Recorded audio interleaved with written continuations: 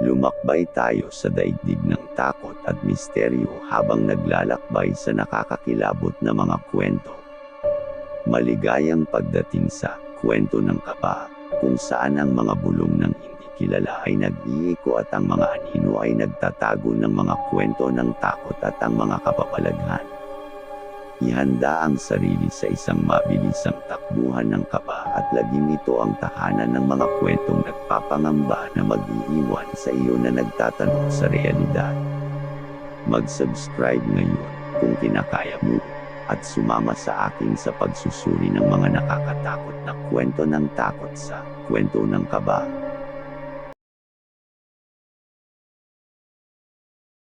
Ang multo sa lumang bahay ng pamilya Garcia. Hindi ko alam kung paano sisimulan itong kwento ko, pero nararamdaman ko kailangan kong isalin sa salita ang nangyari sa akin sa lumang bahay ng pamilya Garcia. Noong una, akala ko normal na gabi lang ang lahat, pero unang gabi pa lang, may kakaibang naramdaman na ako. Tumira ako doon bilang caretaker ng bahay. At palagi akong nagtataka kung bakit maraming naglalakad na diwa na para bang hindi napakali.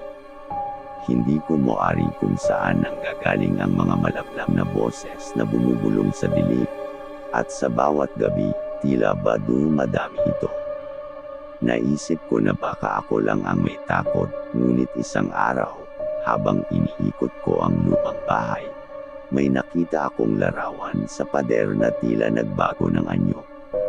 Ang mas nakakatakot pa, doon ako natakot nang marinig ko ang hinaing ng isang babae mula sa loob ng paboritong kwarto ng pamilya Garcia. Sa tuwing binubuksan ko ang pinto ng silong na iyon, parang may kakaibang hangin na dumadapo sa balat ko. Nang masubukan ko itong lakarin, napagtanto ko na sa bawat hakbang ko, tila ba ang mga pagkakamali ng nakaraan ay nabubuhay ulit. Nakakatindi ang takot na nararamdaman ko habang lumalakad ako doon, at tila ba ang multo ng lumipas ay nais magsalita. Hanggang isang gabi, nang muling bumukas ang kwarto ng pamilya Garcia, isang anino ng batang babae ang sumalubong sa akin. Ang mukha niya ay puno ng lungkot, at sa pagtakbo ko palayo, naririnig ko ang kanyang malungkot na tawa sa likod ko. Hindi ko na kayang tiisin, kaya't nagpasya akong iwan ang bahay na iyon. Subalit, kahit nasa ibang lugar na ako, parang may sumusunod sa akin. Ang multo na tila nagmumula sa lumang bahay ng pamilya Garcia ay patuloy na nagpapakita sa akin, at bawat dilang dumaraan, tila ba lalo itong lumalakas. Ang tanong na bumabagabag sa akin ngayon, hanggang saan ako lalapit para maligtas ang sarili ko sa kakaibang kaharian. Hindi ko may paliwanag sa bahay ng pamilya Garcia habang paulit-ulit na hinahabol ng multo mula sa lumang bahay ng pamilya Garcia. Bawat gabi, mas lalo itong lumalapit, at sa bawat pagmulat ko, naririnig ko ang mga pangungusap na humahampas sa akin tulad ng malamig na hangin mula sa kabilang mundo. Isang araw, habang naglalakad ako sa kalsada, bigla akong napalingot sa likod dahil sa nararamdamang malamig na simoy sa batok ko. Nang tingnan ko ang paligid, nakita ko ang multo ng batang babae na lumabas mula sa lilat ng puno. Ang mukha niya ay nag-iiwan ng bakas ng lungkot at hinanakit.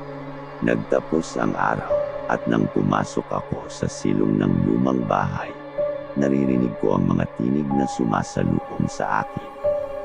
Huwag kang magtago, sambit ng multo habang hinahatak ako patungo sa paboritong kwarto ng pamilya Garcia.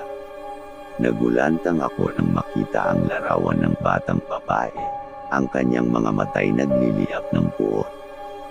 Walang kalaban-laban, napilitan akong pagtuunan ng atensyon ang lumang kabinet na puno ng alaala ng pamilya Garcia. Sa pagbukas ko, napansin ko ang lumang larawan ng mag-anak na tila nagmumula mismo sa pintuan ng kamatayan. Kasabay nito, naririnig ko ang pait ng multo na nag-uumpisa ng magsalita. Ikaw ang huling pag-asa.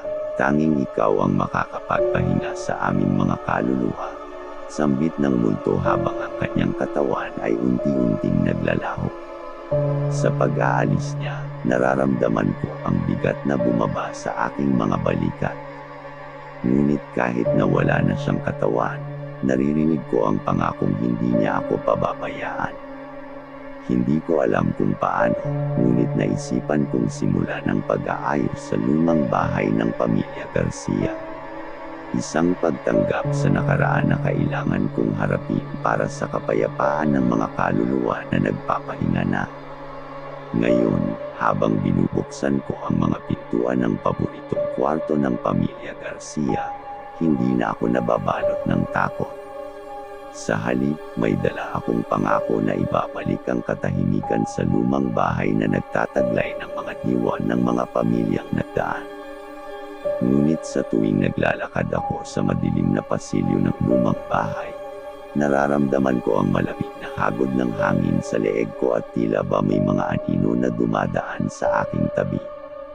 Mga boses na hindi malinaw, ngunit puno ng galit at hinanakit, ay umuugong sa aking mga tainga.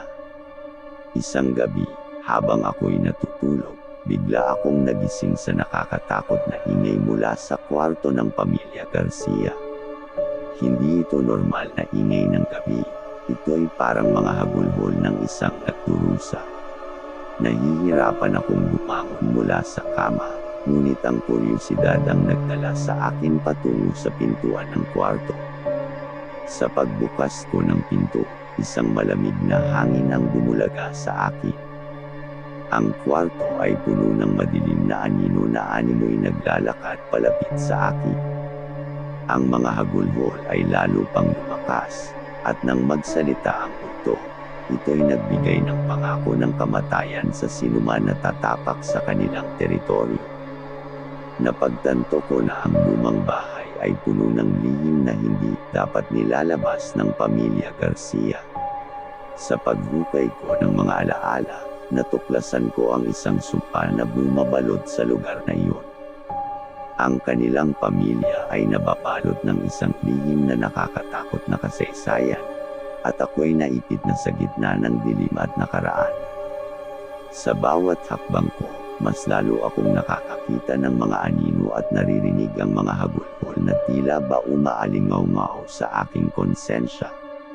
Hanggang sa isang gabi, sa paglapit ko sa silong, bigla akong bumagsak sa isang madilim na bangin.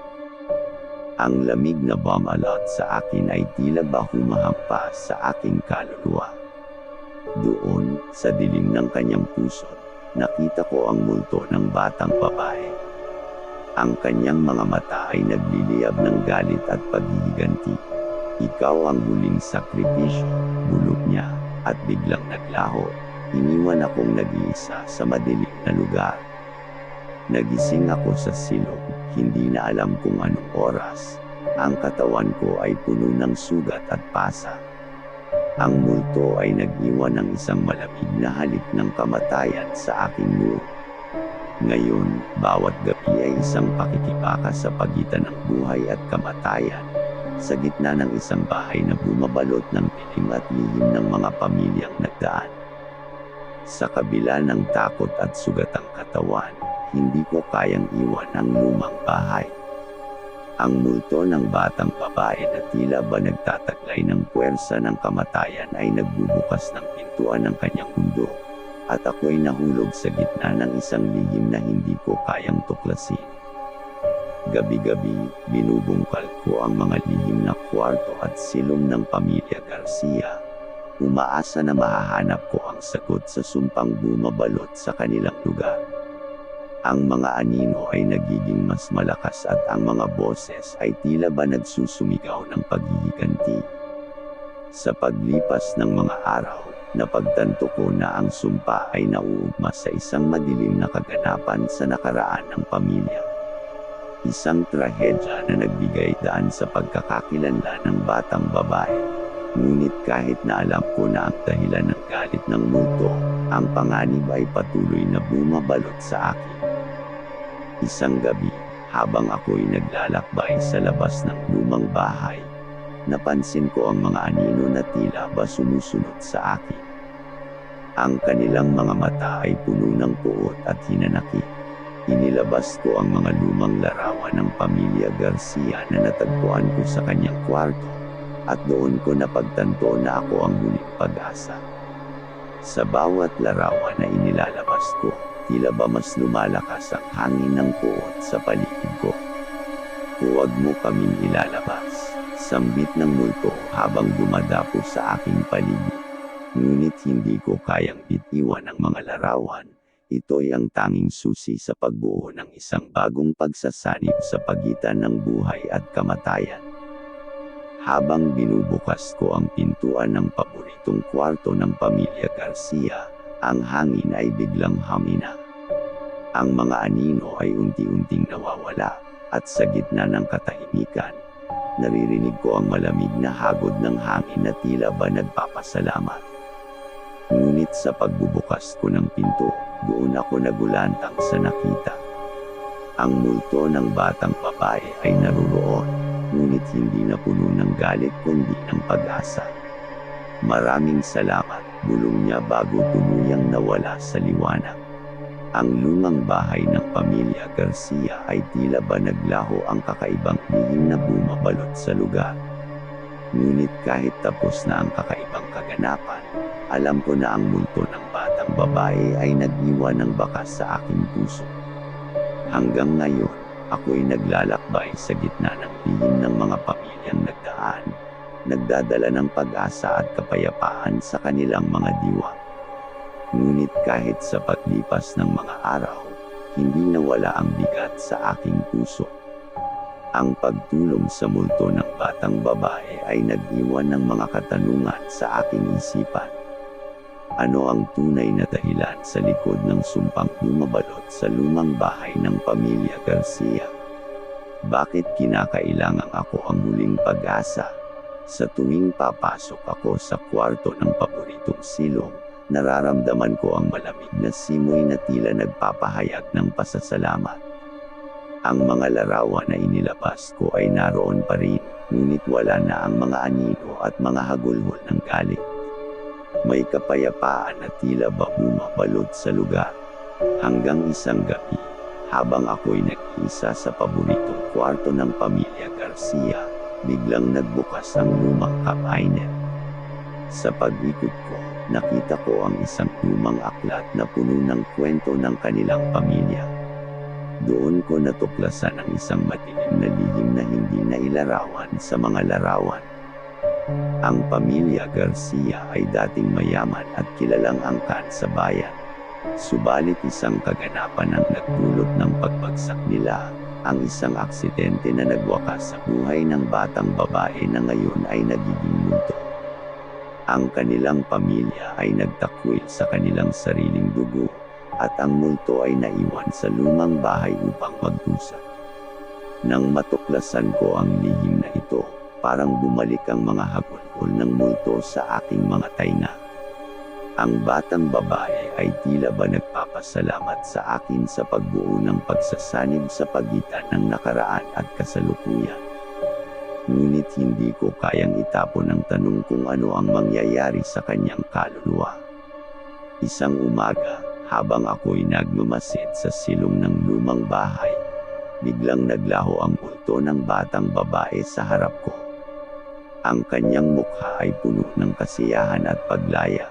Maraming salamat sa paglaya sa akin, aniya bago nawala ng tuluyan. Simula noon, ang lumang bahay ng pamilya Garcia ay tila nag-iba ang atmosfera. Ang mga anino at boses ng galit ay napalitan ng katahimikan at kapayapaan. Ang lugar na dating puno ng takot at lihim ay ngayon ay nagsilbing saksi sa isang paglisan ng kagubatan ng multo. Subalit, kahit na ang lumang bahay ay bumabalik sa normal, ang karanasan na ito ay naging bahagi na ng aking buhay. Hanggang sa kasalukuyan, nararamdaman ko pa rin ang malamig na hangin ng pasasalamat na tila ba nagpapatunay na may mga lihim sa mundong hindi pa natin alam.